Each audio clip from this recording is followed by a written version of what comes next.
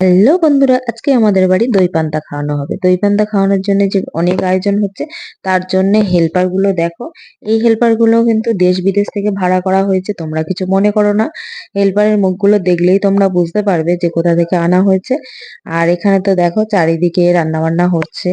মা এদিকে মাছ মাংস গুলো কাটাকাটি করছে, কাকা সবজিগুলো কাটাকাটি করছে, আর হেল্পার গুলো মটরশুঁটি ছাড়ানোর কাজে ব্যস্ত আছে। ছোট কাকিমা রান্না করছে, বাকি কাকিমা দুটো গরুর খাবার রেডি করছে, আর একজন খেতে ব্যস্ত। চারিদিকে এইভাবে চলছে, আর খুদে কাস্টমার দেখো পরে কি ঝামেলা বেঁধে গেল দেখো কাটাকাটি নিয়ে।